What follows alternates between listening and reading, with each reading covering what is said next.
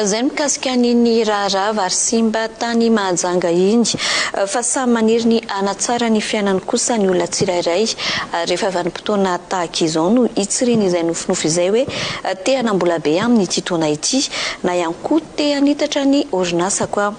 Samy manana ny eritreriny nefa ny rehetra tsarana izay tanjona izay.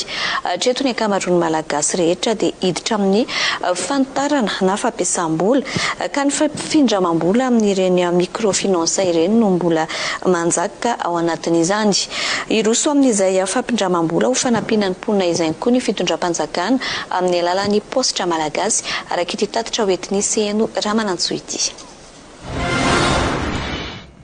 Rehefa fiandohan'ny taona tahaka izao dia samy efa mihevitra ny ampivoaran'ny fiainany tsirairay. Isa hita izao izay misehatra amin'ny zaitra dia mikasa ny anitatra ny fivelomany. Tao anatin'ny 3 taona izay dia nanodina ny teo am-pelatanany hatrany izy ireo saingy tsy nisy fiatsarany ny tsena.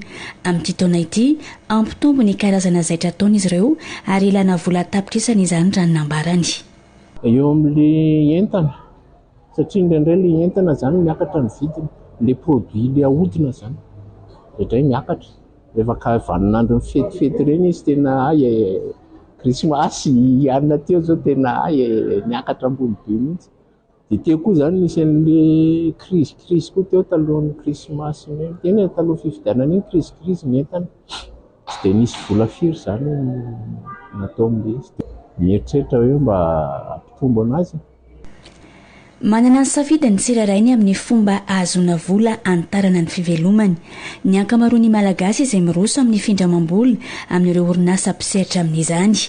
Misy amin'izy ireny no mbola nampiena ny tany zana-bolany efa nanomboka ny fety teo ary mitohy hatramin'izao. Eo ihany koa ny sehatra miankina amin'ny fanjakana izay roso amin'ity fampindramam-bola ny mponina ity, indrindra ny any amin'ny tontolo ambanivohitra manomboka amin'ny volana apreliny. Fantatsika tsara fa mbola be dia be ny malagasy any ambanivohitra any mba te hisitraka an'izany findramam-bola zany fa tsy misy an'ireny le microfinance reny any amin'ireny fahafatry reny.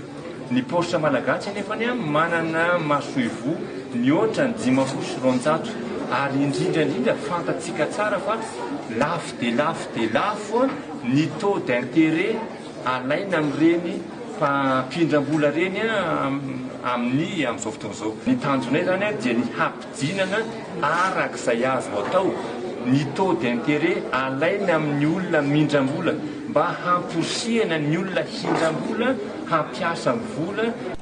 Amin'izao fiantombohany amin'ity taona ity izao dia masoivo 10 no isian'izay fampindramam-bola izay ary heverina fa ireo masoivo 500 no ho rakotra izany amin'ny taona ho avy.